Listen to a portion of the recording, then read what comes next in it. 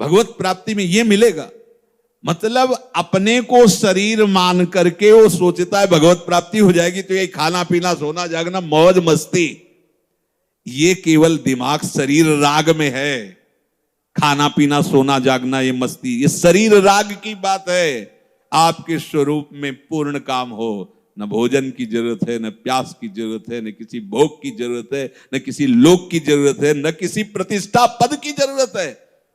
आप भगवत स्वरूप हो, बस यही तो समझना है। और इसी स्वरूप से तो श्री जी के पास जाना है, इससे थोड़ी जाना है। तीनों देहों से परे भाव दे, उसी की तो भूमिका आपको समझा रहे हैं। बिना राग त्याग के सदगुरु कृपा का अनुभव नहीं हो सकता। बिना विष भरे इस घड़े को खाली किए ये सदगुरु के वचनामृत उसमें स्थित नहीं होंगे, और बिना स्थित हुए सब मजाक है। इसलिए ये जो बातें आप सुन रहे हैं, आप इसे गंभीरता पूर्वक मनन कीजिए और हृदय में धारण कीजिए, जीवन कृतार्थ हो जाए। अर्जुन जी को कर्तव्य पालन में पाप, भय, शोक ये दिखाई दे रहा है। प्रभु ने सबसे पहले शोक का शमन करने के लिए शरीर और स्वरूप, मैं आत्मा, इसका वर्णन किया। शरीर को लेकर के शोक करना बनता ही नहीं, क्योंकि ये विनाशी है, और स्वरूप को लेकर शोक की कोई गुंजाइश नहीं है, क्योंकि वो अविनाशी है, अक्लेद्य है, अशोष्य है, अदाय है। दूसरी बात,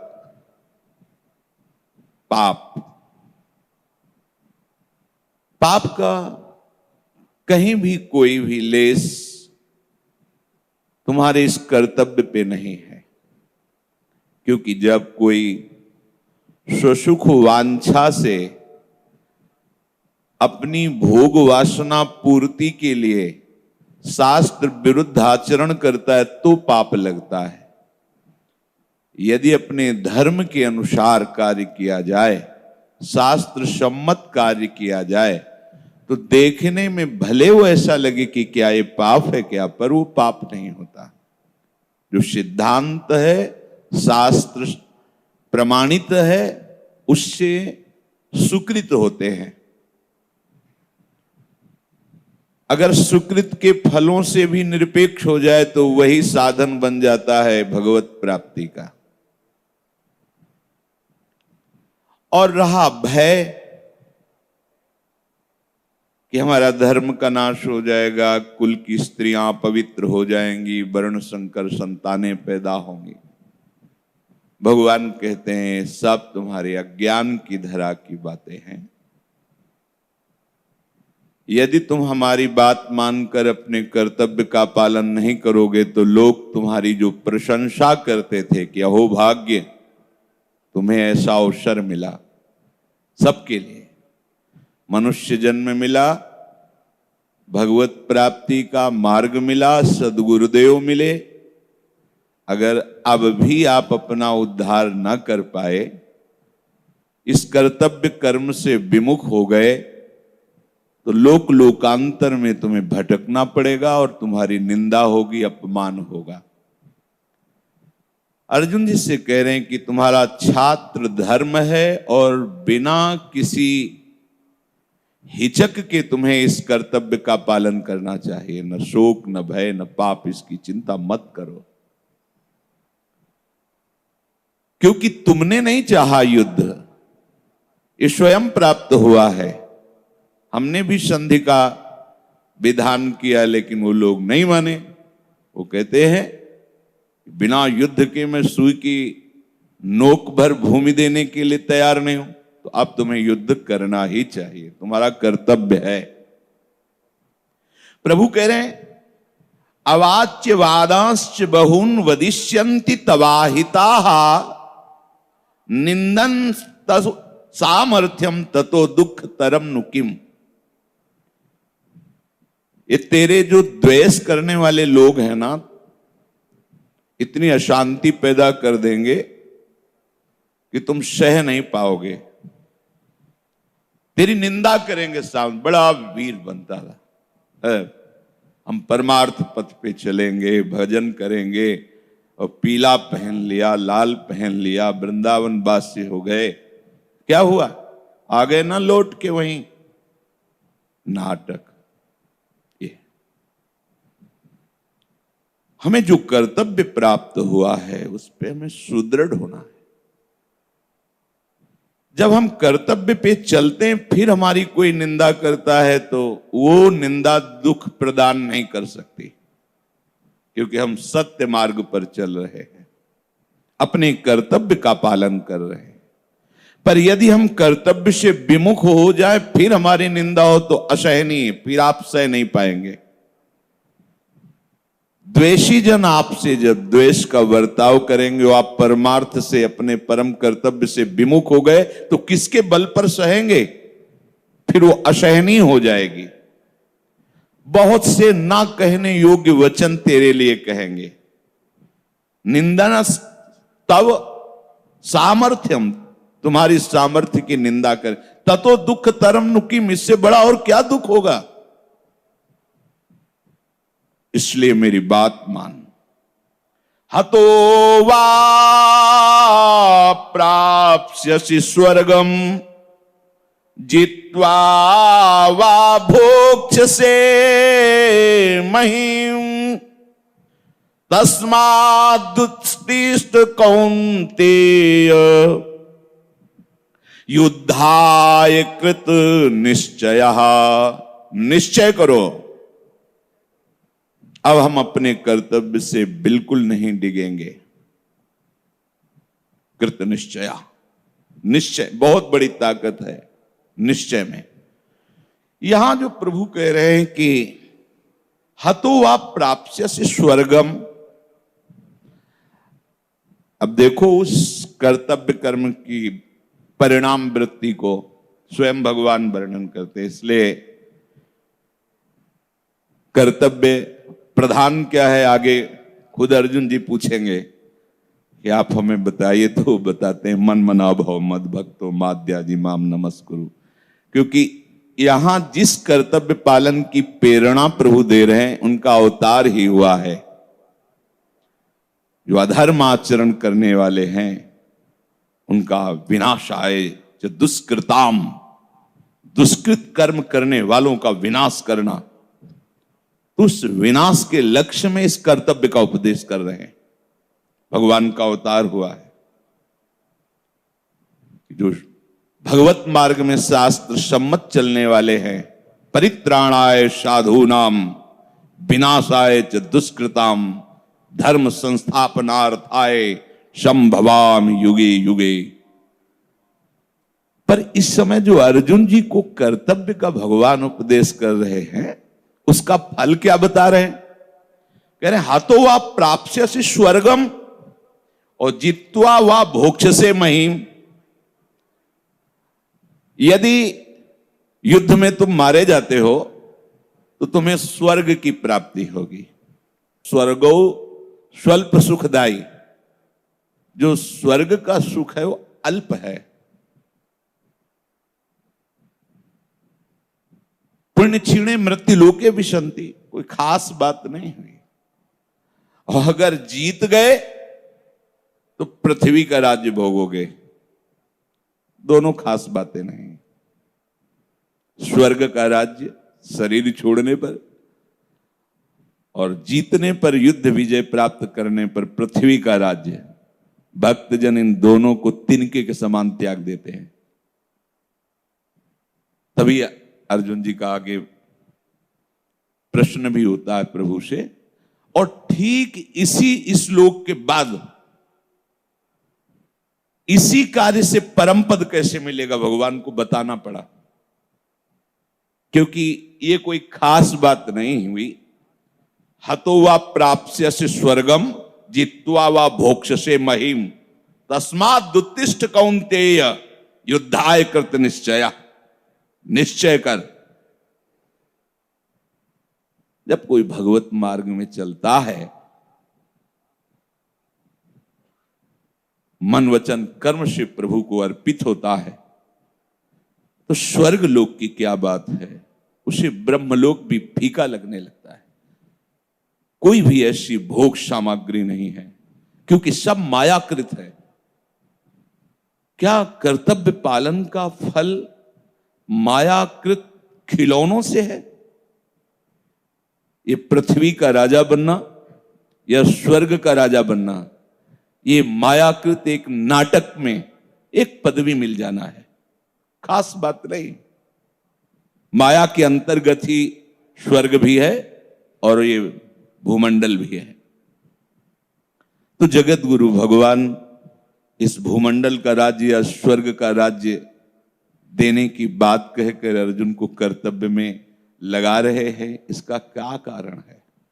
क्योंकि इनका अवतार ही हुआ है, इन दोनों महापुरुषों का, इस जगत से दुष्कृत करने वालों का उद्धार करना। जो विनाशाय का तात्पर्य है, भगवान इसीलिए बैठे हुए हैं।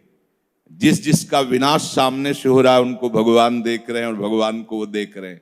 ये सीधे सब परम धाम जाएंगे, क्योंकि अंतिम समय भगवान का लेकिन अर्जुन जी को भगवान कह रहे कि अगर तुम मारे गए तो स्वर्ग जाओगे, क्योंकि सामने वाले तो सन्मुख है ना प्रभु के, और ये पीछे हैं।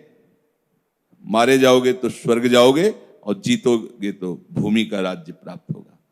अब अर्जुन जी को भगवत प्राप्ति कैसे हो? ठीक इसी श्लोक के प्रसंग चल रहा है ये, ठीक भगवान को तुरंत अगला श्लोक बोलना पड़ा। बोले सुख दुखे, अभी है भगवत प्राप्ति। सुख दुखे समय कृत्वा लाभा लाभौ जया जयौ ततो युद्धाय युज्यस्व नैवं पापमवाप्स्यसि। हे अर्जुन, अब मेरी बात सुन। जय पराजय में, लाभ हानि में, सुख दुख में तुम समान भाव रखो। अब आ गई साधना, यह है परमार्थ का स्वरूप। जय पराजय में, लाभ हानि में और सुख दुख में समय कृत्वा, समान भाव, ये महात्मा का लक्षण है, ये परमार्थी का लक्षण है, भगवत प्राप्ति के मार्ग में चलने वाले उपासक का लक्षण है। बहुत सुंदर बात भगवान ने बताई। अगर ये बात ना होती तो ये बात अधूरी लगती। क्या स्वर्ग का राज्य, क्या भूमंडल का राज्य है? क्या ये एक नाटक ही तो है, सत्य वस्तु थोड़ी है। पृथ्वी का राजा बनना या स्वर्ग का राजा बनना स्वाप्निक ही तो है, कितने दिनों के लिए है, और है क्या? इंद्रिय विलास और अभिमान का पोषण करने वाली ही बात तो है। जिस अहंकार ने मुझे जन्म जन्म तक नचाया है, उसी अहंकार का और पोषण हो रहा है कि मैं चक्रवर्ती सम्राट हो गया हूं, मैं देवराज इंद्र की पदवी पे बैठा हूं। मिला क्या? मिलना तो इस मार्ग में तब माना जाता है जब अहंकार का नाश होता है, जब अहंकार का समर्पण होता है। इसलिए करुणा करके भगवान आगे का श्लोक जो बोले, ये समस्त उपासकों के लिए है, परमार्थ के पथिकों के लिए, चाहे वो गृहस्थ हो, चाहे विरक्त हो, चाहे वो ज्ञान मार्ग के हो, चाहे भक्ति मार्ग के हो, चाहे कर्म मार्ग के हो, सबके लिए श्लोक परम पद में आरूढ़ करने के लिए भगवान ने कहा है। प्रभु कह रहे कि कोई भी कार्य होता है उसमें सबका उत्साह होता है जय प्राप्त हो। खेल हो, कोई भी व्यापार हो, कुछ, उसमें मैं सबसे श्रेष्ठ हूं और विजय प्राप्त करूं। अगर मैं अमुक कार्य में लगा हूं तो वो सफल हो ही जाना चाहिए। तो जिस कार्य की सफलता के लिए आप इतना दृढ़ हो रहे हैं, उसका फिर फल होगा। कार्य की गरिमा को देखते हुए, जैसे युद्ध की गरिमा को देखते हुए बता दिया कि आखिरी हद स्वर्ग, और जीते तो पृथ्वी लोक। आगे भगवान नहीं बोले कि तुम तप लोग जाओगे, जन लोग जाओगे, महर लोग जाओगे, ब्रह्म लोग जाओगे, या बैकुंठ जाओगे, या मेरे साथ, ऐसा कुछ नहीं बोला। क्योंकि कार्य सफलता लेकिन जो भगवत मार्ग का उपासक होता है वो केवल कर्तव्य कर्म का पालन करता, सफल हो या असफल हो उससे, तभी वो भगवत प्राप्ति के मार्ग में चल पाएगा। ध्यान रखना, भगवत प्राप्ति के मार्ग के उपासक के हृदय में ये काम सफल ही हो जाना चाहिए, ऐसा नहीं। कार्य में प्रमाद नहीं होगा, प्रमाद नहीं होगा, हो ना हो ऐसे नहीं, सांगोपांग करेगा, पर अगर सफल नहीं होता तो उसमें उसको कोई परेशानी नहीं होगी, क्योंकि वो स्वयं कर्ता भाव नहीं है। प्रयास प्रभु की प्रेरणा से हुआ और वो हार गया, नहीं जीता, तो उससे जैसा जीतने में था वैसा हारने में उसे कोई फर्क नहीं। अब ये केवल परमार्थिक साधन है, व्यवहार में ऐसा नहीं है। अगर वो हार गया तो जीतने वाले का विनाश सोचेगा। शाम के प्रधानी में वो जीत गया, सुबह खेतों में सोच गए, वहां मार दिया गया। पीछे की घटना ये भगवत प्राप्ति के लिए, परम पद में आरूढ़ होने के लिए कोई भी कार्य जो आप संसारिक भी कर रहे हो उसको भगवत भाव से करो और सम भाव लाओ। हारे तो जय श्री राधे और जीते तो जय श्री राधे। प्रभु ने कहा जया अजयो, विजय में और पराजय में। विजय में लाभ होता है और पराजय में ऐसा लगता है हानि हो गई। तो प्रभु ने कहा लाभा अलाभौ जया जयौ। विजय और हार में, तो विजय में लाभ दिखाई देता है और हार में हानि दिखाई देती है। तीसरा शब्द प्रभु ने कहा सुख दुखे। लाभ में सुख, विजय, लाभ, सुख, हानि हार में अनुभव होती और दुख ये संसारी पुरुष का लक्षण है। प्रभु कह रहे हैं यदि इस श्लोक के परिणाम से असंतुष्ट हो तो आओ तुम्हें मैं ये बात बताता हूं कि हार और जीत में, लाभ और हानि में, सुख और दुख में समान भाव कर लो तो ये समता तुमको मेरी प्राप्ति करा देगी। कार्य युद्ध का है, कर्तव्य का, लेकिन उसमें सम हो जाओ तो तुम मेरे को प्राप्त हो जाओगे। शरणागत भक्त इसी श्लोक को अपने जीवन में समाहित कर लेता है। कुछ भक्त जन ऐसे होते हैं जिनके हृदय में कामना होती है, मुझे अमुक वस्तु मिल जाए, अमुक पदार्थ मिल जाए, पर वो केवल प्रभु के आश्रित होकर, ध्यान रखना, बहुत ध्यान से सुनना, क्योंकि ये हमारे भक्ति की दृढ़ नींव है। अगर ये हिल गई तो फिर चल नहीं पाओगे इस मार्ग में। भक्त के हृदय में अभी वो स्थिति तो आई नहीं, तो चाह होती है। चाह का मतलब होता अभाव, अभाव में ही चाह होती है, समझ रहे? कमी में चाह होती है। कमी का अनुभव देह को लेके होता है। एक एक बात समझते जाओ। चाह कहां होती है? जहां कमी होती है। जहां कमी है वो क्षेत्र क्या है? देह, स्थूल देह, सूक्ष्म देह, कारण देह, स्वरूप में नहीं। अब उसे स्वरूप का ज्ञान भी नहीं है, देह भाव में है, पर परमार्थ में चलना निश्चय कर लिया है, कामनाएं उसके अंदर है। अब उसे क्या करना चाहिए?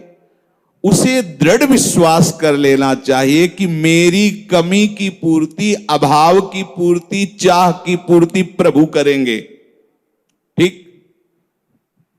क्योंकि वो सबके समुद्र हैं। ज्ञान की चाह हो, भक्ति की चाह हो, आनंद की चाह हो, ऐश्वर्य की चाह हो, जो भी चाह हो, उसके वो समुद्र हैं। विश्वास उस भक्त को होता है कि मेरी चाह प्रभु पूर्ण करेंगे।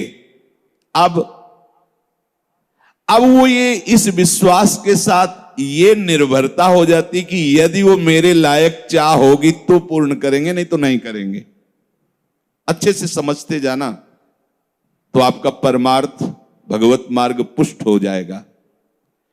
वो उस एक छोटे बच्चे की तरह प्रभु के ऊपर निर्भर होकर विश्वास करता है। जैसे छोटा शिशु बिस्तर में पड़ा है, लघु शंका कर दी है, ठंडी का समय है, गीला हो गया है। अब वो जान नहीं पा रहा कि मैं इससे कैसे निवृत्त होऊं। मुझे गर्म वस्त्र ओढ़ाए जाएं, जो गीले हो गए वो हटा दिए जाएं। वो कह नहीं रहा, पर वो रो रहा है। रोना सुनकर के मां आती है और जब उस दशा को देखती तो वस्त्र बदलती है, उसको दुलार करती है, हृदय से लगाती है। ऐसे ही भक्त को आवश्यकता तो जान पड़ी कि ऐसा हो जाता तो अच्छा है, चाह जान पड़ी, कमी जान पड़ी। ये उत्तम भक्त की बात हम नहीं कर रहे। इस शरीर भाव को लेकर प्राय इसी में अपनी कुछ संकट हैं, अपनी कुछ चाहें हैं, अपनी कुछ मान्यताएं हैं, धारणाएं हैं। अभी ये निर्भर भक्त नहीं है, पर उसी मार्ग में चलना है इसे। तो कैसी धारणा करे कि सब कुछ देने में समर्थ मेरे प्रभु हैं। अब अपनी चाह मैं प्रभु के चरणों में समर्पित करता हूं। क्या मेरा मंगल होगा इस चाह से, या कैसे इस चाह की पूर्ति होगी और होनी चाहिए कि नहीं, ये सब बातें प्रभु के ऊपर हम छोड़ देते हैं। हम चाह तो नहीं छोड़ पाए, पर इस चाह को प्रभु के ऊपर छोड़ देते हैं। और वो सर्वज्ञ है, सर्वशक्तिमान है, वो आपकी बात जानते हैं। अब वो प्रभु क्या विधान करते हैं ये तुम्हें केवल देखना है और उस विधान में संतुष्ट होना है। ये बात पकड़ना है आपको। प्रभु के द्वारा किए हुए विधान में तुम्हें संतुष्ट होना है। यदि असफलता से तुम्हारे हृदय में संसार के प्रति वैराग्य होकर भगवत प्रेम प्राप्त करने का भाव सुदृढ़ प्रभु देख रहे, तो कभी तुम्हें सफल नहीं होने देंगे। हर जगह तुम्हें असफल होगा। तब लगेगा तुम्हारे अहंकार को कि मैं नीच, किसी काबिल नहीं, त्राहिमाम शरणागत, सोई उठा लेंगे। ध्यान रखना, ऐसा मत अविश्वास करना कि भजन करता हूं, प्रभु की शरण में हूं, मेरी चाह पूरी नहीं हुई। जब देखो, जहां देखो वहीं असफलता। इसका मतलब है कोई प्रभु नहीं है, कोई मेरी बात नहीं सुन रहा। ऐसा मत मानना। वो असफलता दी ही जा रही परम सफलता के लिए। अगर असफलता में असंतुष्ट हो गए तो विश्वास डगमगा जाएगा, और विश्वास डगमगाया तो भक्ति मार्ग छूट जाएगा। कहां प्रभु, वर्षों से चाह लिए बैठा हूं और इतना इतना सब, आज तक कहीं कहीं कोई सफलता नहीं दिखाई दे रही। वो निर्णय प्रभु के ऊपर छोड़ देता है भक्त। और दूसरी कोटि का भक्त, जिसे भक्त कहते हैं, अभी वो भक्त बनने वाले की बात कही गई। जो दूसरी कोटि का भक्त होता है, प्रणाम है ऐसे भक्त को। वो केवल भजन करना चाहता है, बस। भगवान मिले कि ना मिले, सिद्धि मिले कि ना मिले, काम क्रोध जाए कि ना जाए, हमसे इसे कोई मतलब नहीं। हर क्षण मधुर मधुर केवल प्रभु का भजन बनता रहे, उनकी स्मृति बनती रहे। जब उनका मन आवे मिलने, जब उनका मन आवे विकार हटा दे, राधा राधा। कितना आनंद है। अभी देखो, अच्छा विकार होता कहां है, समझना, चतुराई है ये। जब भजन नहीं होता, विषय चिंतन होता है, तब विकार होता है। भजन हो रहा है तो विषय चिंतन नहीं हो रहा। जब चिंतन ही नहीं हो रहा तो उसकी सत्ता ही नहीं है। केवल भगवत चिंतन की मांग कोई बिरला होता है ऐसा। पहली जो अभी बात बताई गई, लगभग इसी में सब होते हैं। कम से कम सम्मान से तो यार जीवित रहे, ये भी चाहे। चार लोग वाह वाही वाह, इतना तो चाहिए ही। ठीक है, कीर्ति समुद्र है प्रभु, ये बात समर्पित कर दो प्रभु के चरणों में। उनको लगेगा तो इसके विपरीत सैकड़ों बार तुम्हारा अपमान करवाएंगे। नशा हिरन हो जाएगा कीर्ति का। अगर उनको लगा कि संभल करके निकल जाएगा तो दे भी सकते हैं। वो सच्चे हैं, सत्य है, वो वही करेंगे जिससे तुम्हारा मंगल होगा। आप कभी अविश्वास मत करना, उनके हर विधान में परम मंगल छुपा हुआ है। जो निरंतर भजन करना चाहता है भगवान उसके अधीन होते हैं। उसको यह भी फिक्र नहीं होती कि कब प्रभु के दर्शन होंगे, कैसे प्रभु के दर्शन होंगे। वे सब प्रभु को स्वतंत्र कर, आपका जब मन हो जैसे। क्यों ऐसा क्यों? क्योंकि भजन करने में उसको इतना आनंद प्राप्त हो रहा है। और जब भजन में आप तन्मय होंगे तो आप कहो कि प्रभु कभी मत मिलना, वो दूर नहीं रह सकते, वो आपके नेत्र में मन में समा जाएंगे। क्योंकि नाम नामी एक ही है, तो नाम चल रहा है तो रूप लीला सब चल। ये बड़ी चतुरतापूर्ण भक्ति का स्वरूप प्रकाशित हुआ। कुछ नहीं चाहिए, भगवत दर्शन की भी, भगवत भजन की। ये खास बात हमने बड़े बड़े महापुरुषों से सुनी है कि जो उत्तम भक्त होता है किसी भी तरह की कोई शर्त नहीं, केवल भजन, भजन के लिए भजन। श्री हरिवंश नाम नित कहो और नाम प्रताप नाम फल लहो, नाम हमारी गति सदा। ये है, रात दिन नाम जप कर रहे हैं और नाम का फल नाम में प्रीति होना, और नाम ही हमारी गति। अब हमें कोई गति नहीं चाहिए, कोई मति नहीं चाहिए, कोई फल नहीं चाहिए, निरंतर भजन चल रहा है। जब कोई शर्त आपने नहीं रखी तो कोई शर्त आपने भी नहीं रखी। बिना शर्त के आप प्रेम कर रहे हो तो बिना शर्त के वो बिक गए। अब कोई परीक्षा नहीं, कोई प्रश्न नहीं। ध्यान रखना, ये प्रश्न और परीक्षाएं जितनी बातें हैं ये सब पहले में हैं, जो अभी वर्ण, इसमें नहीं। उसकी चाह ही नहीं है। मिलो ना मिलो, मान करो अपमान करो, निंदा करो, लाभ है हानि है दुख है, इससे कोई मतलब। उसको एक बात पकड़ लो, मुझे भजन करने के लिए ही भजन करना है। आपको क्या मिला इतने दिनों से भजन कर रहे हो? यही कि इतने दिनों से हमारा समय भजन में जा रहा है, यही मिला। और क्या? नहीं, कोई भगवान कोई अनुभव हमें जरूरत नहीं है। राधा राधा राधा राधा देखो तो आप करके, जो शास्त्र कह रहे, महापुरुष कह रहे, इसमें बहुत रहस्य होते हैं। आपको लोग दर्शन की भी लालसा नहीं, इसलिए कि वो समा गए तुम में। रोम रोम हरि रमि रहे, रही न एक कोठोर। आप देखो तो कर, ये संतों की बड़ी रहस्यमयी वाणी होती है। भगवान स्वयं मिलने के लिए व्याकुल रहते हैं ऐसे भक्त से मिलने के लिए। भगवान स्वयं सेवा का अवसर देखते रहते, तभी मल भरी लंगोटी धो रहे हैं। ये बहुत ऊंची भक्ति का स्वरूप है। जैसे स्नेहमयी मां समर्पित बालक के प्रति हर क्षण उसी का चिंतन करती रहती है, ऐसे ही वात्सल्य समुद्र भगवान हर क्षण उस भक्त का चिंतन करते रहते हैं, जिसकी कोई शर्त नहीं, कोई मांग नहीं, बस केवल भजन के लिए भजन। संसार में देखने को मिलता है कि एक अल्पज्ञ, अल्प शक्ति वाले को भी जब अपना मान लेता है या उस पर विश्वास कर लेता है तो निर्भय हो जाता है। जैसे एक पत्नी पति को, या किसी बलवान को एक परिवार ने दूसरे किसी बलवान को, या जैसे कोई रोगी किसी डॉक्टर को, अब वो क्या औषधि दे रहा कोई परिचय नहीं, पर उसने कह दिया हम ये डिग्रियां प्राप्त किए, इस रोग के हम ज्ञानी हैं, हम जो औषधि देंगे बिल्कुल निश्चिंत हो जाओ, आप रोग मुक्त हो जाओगे। हम विश्वास कर लेते हैं और कहीं ना कहीं हमारे हृदय से भय जाने लगता है कि अच्छा डॉक्टर मिल गया है, लेकिन वो धोखा है, वो अल्पज्ञ है, उसको एक सीमा का ज्ञान है। और असीम ज्ञान वाले प्रभु,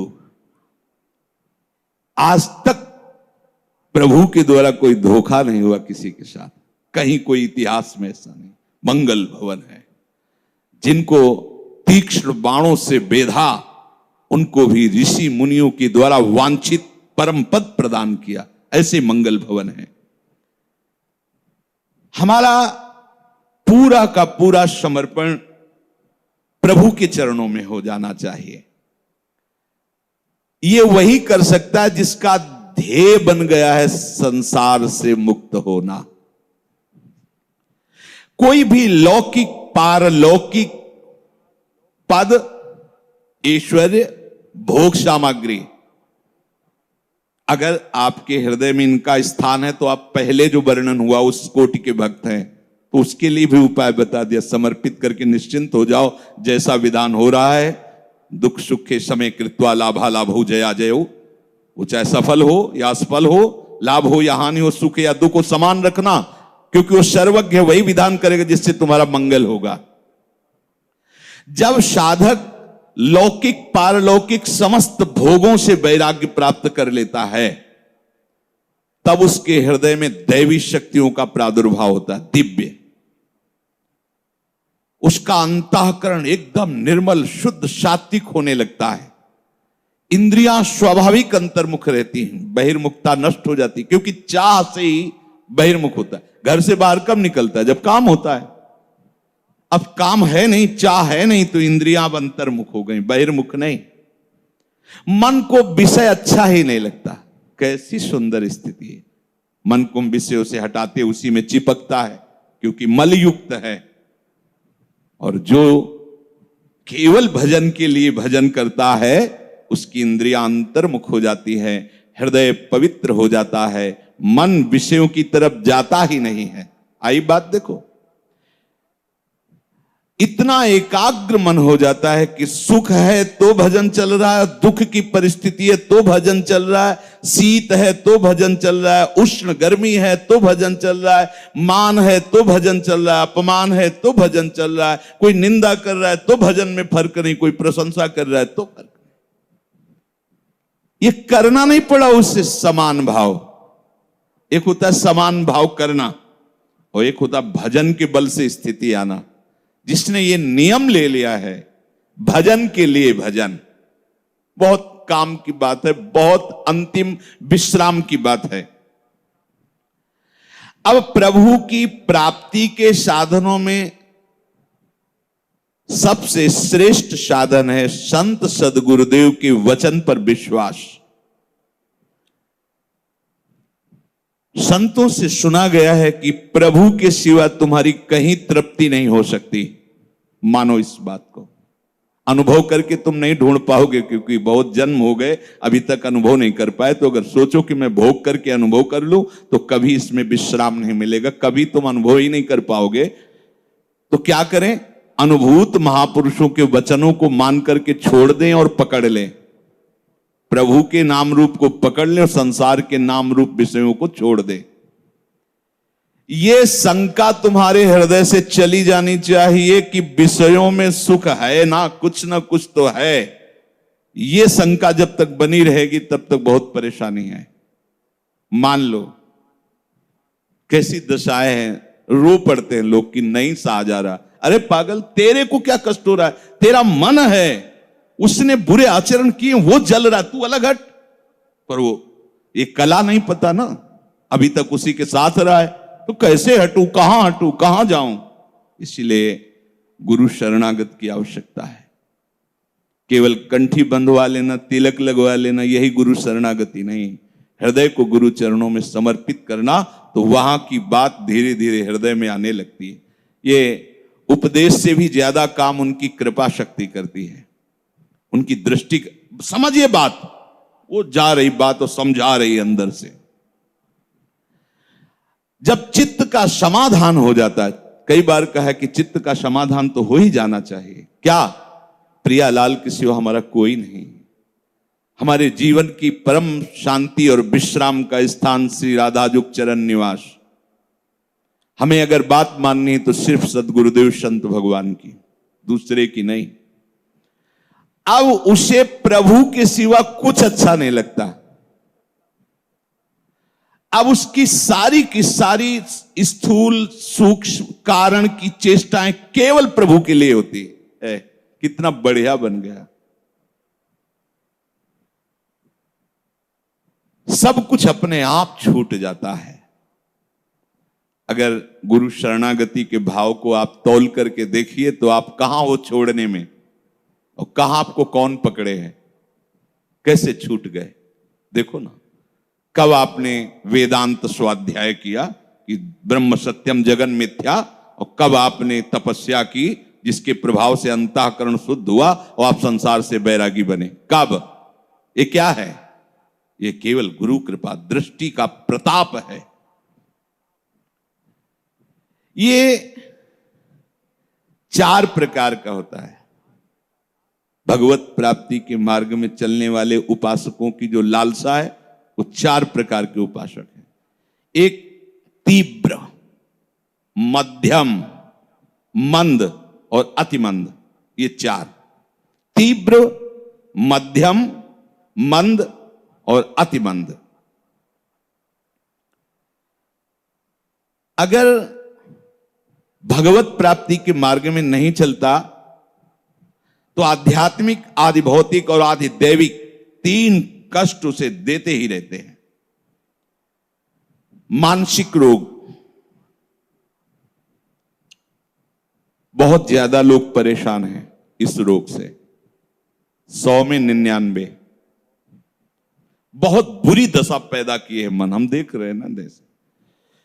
जब वो बहुत ज्यादा मानसिक रोग से ग्रसित हो जाते हैं तो उसी को डिप्रेशन कह दिया जाता है, विक्षिप्त कह दिया जाता है। कहा जाता है कि इनका दिमाग खराब हो रहा है, खिसक गया है। ये सारा का सारा मानसिक है। नकारात्मक चिंतन करते करते वो अंतिम अवस्था में पहुंच जाता है। हर समय भयभीत रहता है, हर समय कामना कल्पना उसको जला। कैसा जीवन है, दवाइयों पे दवाइयां, बस पड़े पड़े कल्पना भय की, और बस मर रहा हूं, हर समय मर रहा है व्यक्ति। देखो मानसिक, हाय मुझे कोई बचा ले, मैं बहुत परेशान हूं, घबराहट पैदा हो रही। ये केवल मान, ये जानते क्यों हुआ है? क्योंकि खूब मनमानी भोगों का चिंतन, भोगों की क्रियाएं, तो वही मन तुम्हें कहां पहुंचा दिया। सावधान हो जाइए। ये जो रोज सत्संग मिल रहा है, हाई डोज है, अगर इसको आप पचा गए तो कोई भी ताप तुम्हें स्पर्श नहीं कर सकता, न दैहिक, न दैविक, न भौतिक। देख, हम प्राय इसी बात से गुजरना होता है। मानसिक रोग से ग्रसित है, मुझे काम सता रहा है, मुझे वो ईर्ष्या, वो ऐसा, पर उस दुष्ट का सहयोग कर रहे हो जिसने तुम्हें सदा सताया है। अगर इसका सहयोग करोगे तो आप तुम्हें अंतिम स्थिति तक पहुंचा देगा। अगर सही चल गए तो भगवत स्वरूप है मन। दोनों बात समझना। ये मानसिक रोग का निवारण कहां से होता है? सदगुरु कृपा से। इसके लिए औषधियां काम नहीं करती, पर वो समझ नहीं आती। किसी से कहा कि तुम पड़े पड़े औषधियां खा रहे हो, मानसिक रोग से ग्रसित हो, डिप्रेशन में बने रहते हो, यहां बैठ के सबके जूते साफ किया करो। उनको मजाक लगा। यहां सब बैठते हैं, झाड़ू लगा दिया करो, गली में झाड़ू लगा दिया, कुछ तो। क्यों ऐसा हमने क्यों कहा? क्योंकि बहुत जल्दी पाप नष्ट हो जाएंगे। जब भक्तों की चरण धूलि जो गिरी है, वो जब बहुत जल्द उनकी जब पादुका, ये मानसिक जो लोग कहते हैं ना कि मन से पाप करने का क्या दंड होता है, तो मन ही को दंड होगा, ले मानसिक रोग भोगो। हर समय वही विषय चिंतन, नकारात्मक चिंतन, भगवत विमुखता का चिंतन, तो आ गया ना मन उसी लाइन, तुम्हें ही मार रहा है। औषधियां सब कोई समझाने से, बाहर से चाहे जितना समझाने हो, उसको क्या कहते हैं उस पदवी को जो बाहर ऐसे लोगों को समझाते हैं, उनको काउंसलर क्या है? हाँ जो भी भाई, हमें तो अंग्रेजी ज्यादा आती नहीं, वही ऐसे। तो अब वो क्या समझाएंगे? बातें ही तो समझाएंगे। पावर कहां से मिलेगा? औषधि से नहीं, भगवान नाम से। अगर तुम्हारा मन बेपरवाह होकर नाचने न लगे तो बताना, मृत्यु का भय, लोक का भय, सब भय नष्ट हो जाएंगे। अभयद भुज दंड मूल पीन अंश सानुकूल। हर औषधि का बाप है कृष्ण नाम, राधा नाम। आप इसका रसास्वादन करके तो देखे, पर इसके लिए भी तो थोड़ी पवित्रता चाहिए, नहीं तो जपने थोड़ी देगा। कहां जपने देता है? क्लेश पर क्लेश।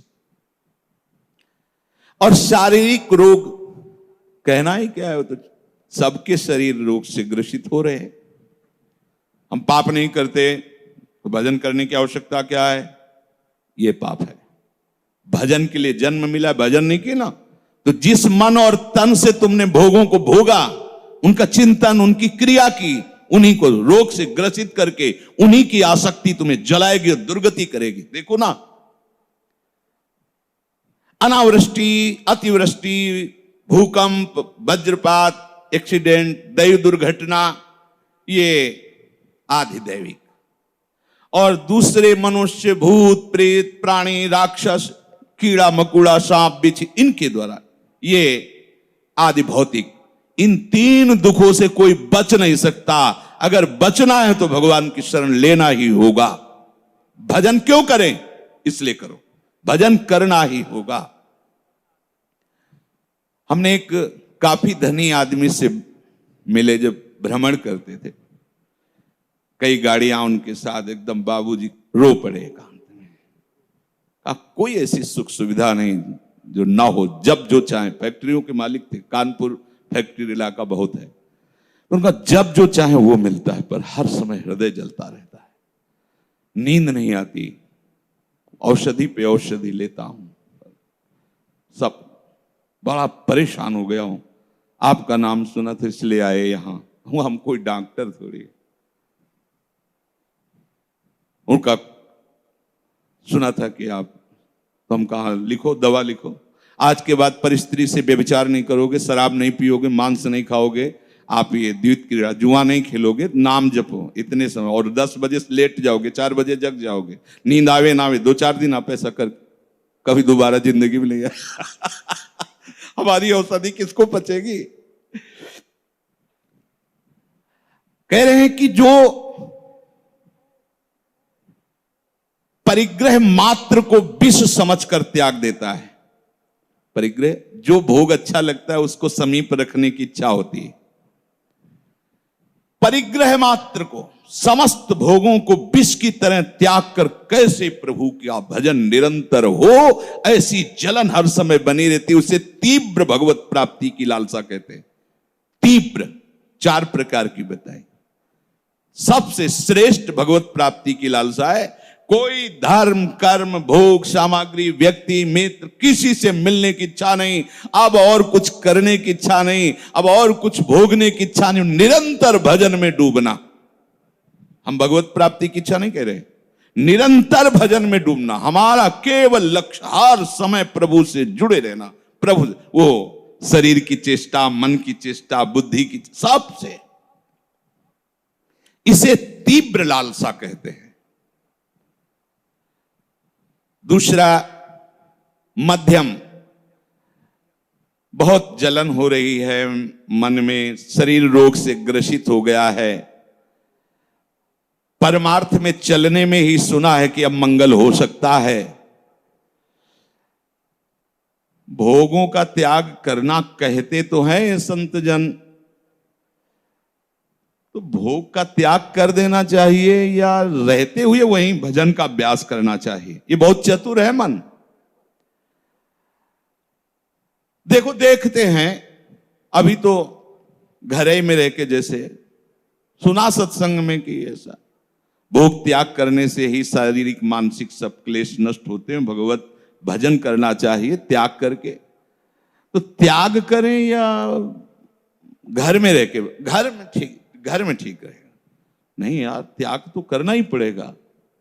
ऐसे जो समय व्यतीत कर रहा है, न छोड़ पा रहा है न पकड़ पा रहा है, पर अंदर से लालसा उसके बन रही कि मैं निरंतर भजन करूं, भगवत प्राप्ति करूं, इसे मध्यम लालसा कहते हैं। मध्यम लालसा, वो झूलता रहता है, निर्णय नहीं कर पाता है, और पता नहीं भोग छोड़कर यदि मैं वैराग्य, तो निर्वाह कर पाऊं कि ना कर पाऊं, चल पाऊं कि ना, आगे चलकर कहीं कोई विकार आ गया तो, आगे चलकर कोई समस्या आ गई तो, आगे चलकर जिसके सहारे हम भजन छोड़ रहे वही हमारा साथ छोड़ दे तो, कई तरह के संशय लेकर इस मार्ग में आगे बढ़ने की लालसा रखना, उसे मध्यम लालसा कहते हैं। और भगवत भजन तो करना ही है। अरे अभी जवान है यार, पहले ब्याह करो, भोगों का अनुभव कर लो, बड़ा समय है भजन के लिए अभी। कोई ये संत महात्माओं की तो उनकी बातें अलग है भाई। हम नहीं कहते कि भजन नहीं कर, भजन करना है, पर भगवान ने सब भोग बनाए, इनका भी अनुभव करना है। बहुत समय है अभी, खेलने खाने का समय, चंदन भस्म लगा के मूड मुड़ा के ये बात बुढ़ापे का। पहले संसार के कर्तव्यों को निभाएं। देख लो, बहुत परम प्रवीण भगवान कह रहे हैं, मरा तो स्वर्ग मिले, जीतेगा तो भूमि का। ना कहा है प्रेम, न कहा है मोक्ष, न कहा है परम पद। बहुत बढ़िया भगवान ने बात कही।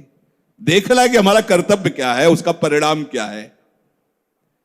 संसार के कुछ कर्तव्य भी हैं, उनको कर ले, और कुछ भोग भी हैं जिनका अनुभव कर ले, और आगे चल के तो भजन करना ही है। इसे मंद मुमुक्षा कहते हैं, मंद लालसा कहते हैं।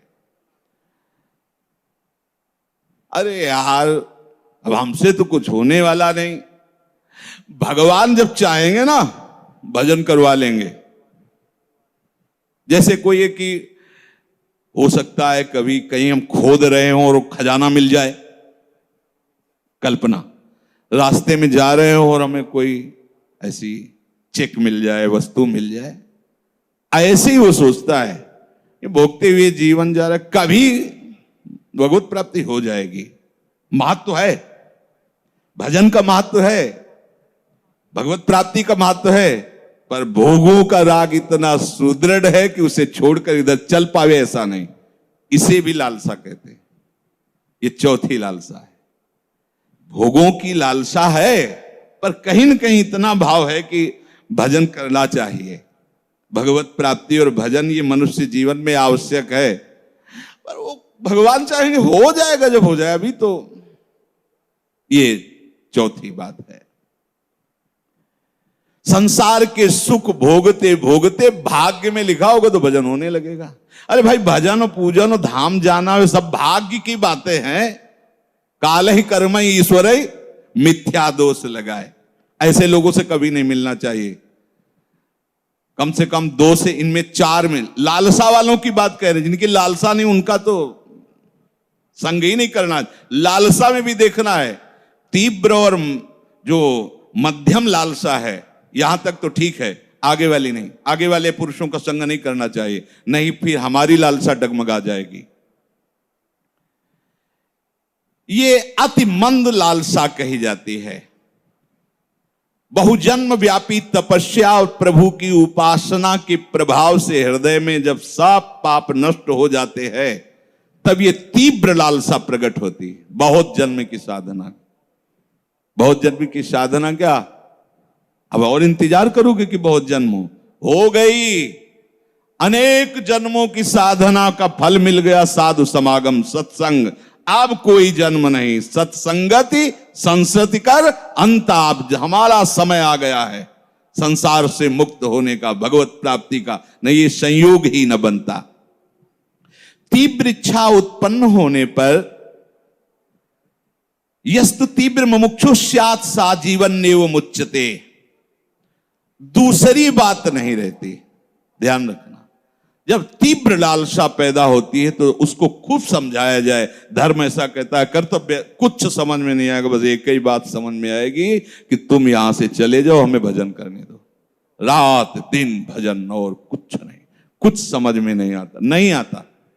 गुरुजन समझाते तो भी समझ में नहीं आता। जब काशी में आश्रम से हट करके घाट में आए तो सुबह गुरुदेव भगवान आए, दंड लिए, साक्षात नारायण स्वरूप आए। देखा, साष्टांग प्रणाम किया, घाट में बुर्जे ऐसे बने, बैठ गए।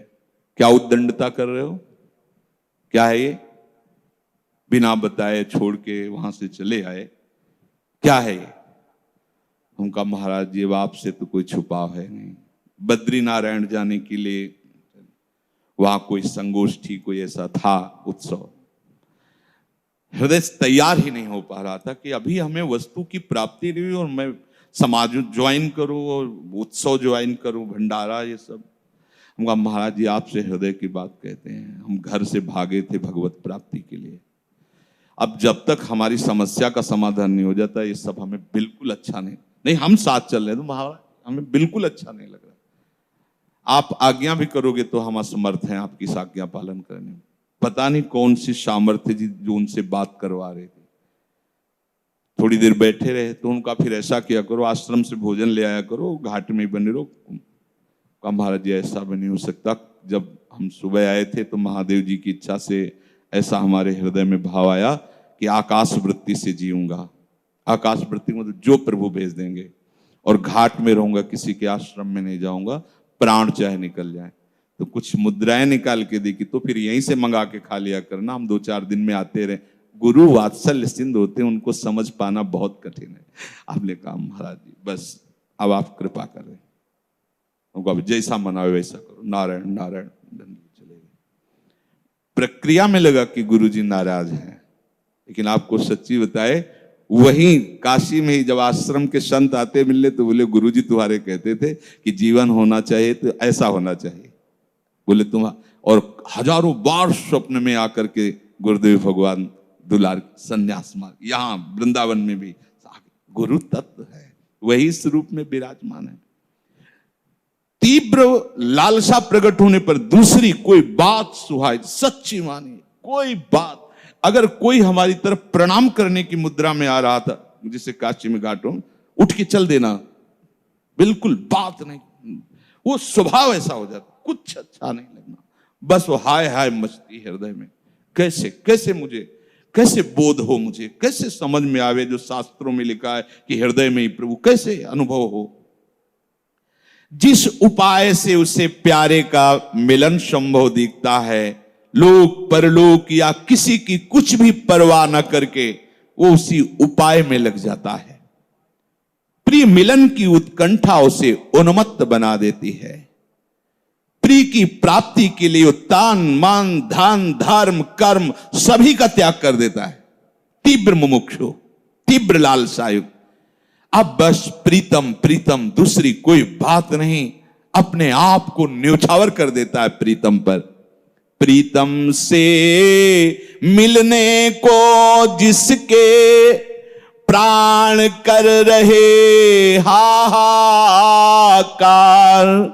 गिनता नहीं मार्ग की कुछ भी दूरी को वह किसी प्रकार, नहीं ताकता किंचित भी सत सत बाधा विघ्नों की ओर, बस दौड़ छूटता जहां बजाते मधुर बंसरी नंद किशोर।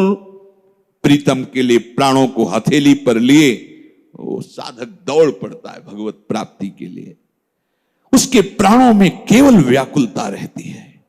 अनादिकाल से अब तक इच्छाएं उसके हृदय में मथती रही, अब सब इच्छाएं भस्म हो जाती हैं। केवल एक भगवत चिंतन, भगवत भजन, प्राण उसके व्याकुल होते हैं। लेकिन यह ध्यान रखा जाए कि इस धरा में जब प्राण व्याकुल होते हैं तो आनंद समुद्र के ऊपर होते हैं। जैसे मीरा जी कहती, जो मैं ऐसा जानती प्रीति की ये दुख होए, तो नगर ढिंडोरा पीटती अजी प्रीति न करियो कोई। तो कोई ये ना सोचे कि कोई दुखद बात कह रही मीरा जी, उस आनंद समुद्र की व्याकुलता की बात कह रही। वो ऐसा दुख नहीं होता कि जैसे संसार में संयोग वियोग जनित हर्ष शोक होते रहते हैं। एक परमानंद की, ये वही जानता है जिसके हृदय में होती। कह जाने दिल आपनो या जासिर बीती होए। ये तीव्र मुमुक्षा में ऐसा होता है जैसे बहुत समय का भरा हुआ जल और बांध टूट जाए, प्लावन बाढ़ आ जाती, ऐसे ही उसके हृदय में बाढ़ आ जाती है। केवल भजन, आप कुछ सुहाई नहीं दे रहा, नाम कीर्तन गुण कीर्तन सेवा चिंतन भजन, एक सेकंड भी वो अन्य नहीं। अब हमारी जो 4 मुमुक्षा लालसा की बात सुनी, उनमें अगर हम चौथी में हैं या तीसरी में हैं या दूसरी में हैं, तो हमारी तीव्र मुमुक्षा कैसे हो, उसकी औषधि विलास सामग्री का त्याग, मान सम्मान का त्याग, पूजा प्रतिष्ठा का त्याग, कीर्ति का त्याग, कीर्ति के त्याग का त्याग, उसकी स्मृति का भी त्याग,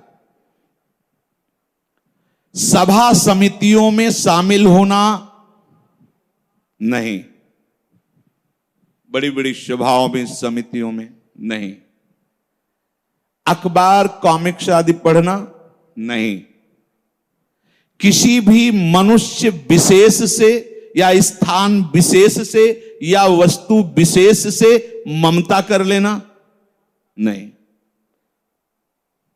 जैसे सत्संग हो रहा है तो हम सत्संग की बातों से ममता करें, गुरु के आज्ञा से ममता करें, गुरु मंत्र से ममता करें, गुरु नाम से ममता करें। अगर ऐसा नहीं करोगे तो गुरु से ममता नहीं हो सकती, नहीं हो सकती। किसी भी वस्तु से ममता नहीं, किसी भी अन्य स्थान से ममता नहीं, तो हरि गुरु चरणों में ममता हो जाएगी, तीव्र लालसा जागृत हो जाएगी। जहां तुम रह रहे हो वहां वो मेरा है, स्थान रहने का, ऐसी भावना का त्याग। अनिकेत श्री जी का घर है, श्री जी की कुटिया है, सेवा भाव से उसमें हम रह रहे हैं। जो गुरुदेव ने साधन दिया उसमें कभी भी आलस्य न करना, ना दीर्घ सूत्रता करना। दीर्घ सूत्रता अरे कर लेंगे, शाम के कर लेंगे, 2 माला ज्यादा कर लेंगे, नहीं, अगर सुबह का समय है तो सुबह ही करेंगे, शाम के और एक्स्ट्रा करेंगे। आलस्य नहीं, दीर्घ अरे कर, प्रमाद नहीं, गुरु के वचनों पे अश्रद्धा नहीं। क्योंकि जब सदगुरुदेव के वचन प्रकट होते हैं तो हमारी बुद्धि उनको फिल्टर करना शुरू कर देती है। अपने अनुकूल जो पड़ेगा वो लेंगे, नहीं तो छोड़ दिया। नहीं, वह अनुकूल प्रतिकूल नहीं, उसमें भूसी नहीं है, सीधे सीधे। अगर जो भी छोड़ोगे वो सीधी वस्तु छोड़ रहे हो, उसमें तुम्हें विचार करने की जरूरत नहीं। संसारी पुरुष के वचन पर विचार करने की जरूरत है, लेकिन बिना ही विचार करी शुभ जाने, गुरुदेव के वचनों पर विचार करने की जरूरत नहीं है। कभी किसी से अपनी बात को नहीं कहना।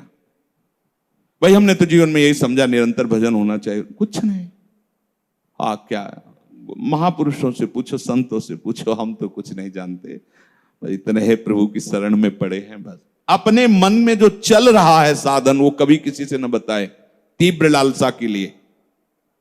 शास्त्रार्थ न करे किसी से, अपने को संत समझकर दूसरों को लघु भाव से ना हेरे। हम तो विरक्त हैं तो गृहस्थ हैं, दूसरों में भगवत भाव करो। अपने में गुण देखकर दूसरों के दोषों को देखकर कभी उन्हें किसी के सामने प्रकट न कर दे। अपने गुणों को प्रकट न करे, दूसरों के दोषों को प्रकट न करे। किसी भी मनुष्य का कभी भी अपमान न करे, किसी की निंदा न करे, पर चर्चा न करे, कोई नौटंकी नाटक न देखे, सिनेमा न देखे, असत्य साहित्य न पढ़े, अशास्त्रीय कार्य न करे, बड़ों को देखते ही सम्मान मुद्रा में हो जाए। गुरुजन है, संत खड़े हो गए, हाथ जोड़ लिया, ग्रीवा झुका, इससे तीव्र लालसा प्रकट होगी भगवत प्राप्ति की। किसी के भी बुरे से बुरे कर्म देखकर उसे घृणा ना करे। कर्म घृणित है, लेकिन जो अंदर विराजमान तो गोविंद ही है। हमें अंदर की बात देखनी, सब में मेरा प्रभु रमा है। क्रिया उसकी घृणित है, लेकिन जो अंदर है वो प्रभु है। हम उस प्रभु को प्रणाम करते हैं। माया जनित क्रिया से हमारा कोई लेना देना नहीं। कैसी भी विपत्ति हो किसी का सहारा ना लेना, है ना अजान बाहो प्रभु, केवल उन्हीं की तरफ, दूसरे से नहीं। कभी घबरा ना जाना, कैसी भी समस्या हो केवल प्रभु की तरफ देखना, घबराना नहीं। और कैसी भी अनुकूलता आ जाए, हर्षित होकर किसी के ऊपर यह आरोप मत कर देना कि इनके सहयोग से बात नहीं, दिखाई दे रहा है इसने स्पष्ट किया, पर यह तुम्हें मानना है कि निमित्त बनाया है प्रभु ने किया है। ये क्या प्रभु ने किया। जगत के विषयों की प्राप्ति में कहीं भगवत कृपा न देखना, तीव्र लालसा के लिए। हमने चाहा था कि ऐसा ऐसा हो जाए, हो गया, देखो बड़ी कृपा है ना। नहीं, ये कृपा नहीं, ये तो शुभ अशुभ कर्मों के परिणाम स्वरूप होता रहेगा। अभी आपने कृपा मान लिया और कल ये नष्ट हो जाएंगे, तब हमारा कृपा का सीधा संबंध भगवत स्मरण से है। हरिवंश कृपा हरिवंश कहे, यदि हमारा निरंतर नाम चल रहा है तो कहने की जरूरत नहीं, कृपा है। और अगर नाम नहीं चल रहा है तो हम उसे कृपा नहीं कहेंगे, चाहे जितनी अनुकूलता मिल जाए। किसी भी साधन सिद्धि का अनुभव होने लगे तो उसे स्वीकार मत करना। तुम्हारे मन की बात, ये बहुत छोटी छोटी बातें है, मन की बात जान ले, इसका नाम क्या है, कहां से आया है, क्या करने आया है, कभी इसका प्रयोग न करो, किसी को जानने न दे, अंदर ही अंदर इसे भस्म कर दे। प्रयोग नहीं करोगे तो अपने आप चली जाएगी। छोटी मोटी सिद्धियां आती रहती हैं,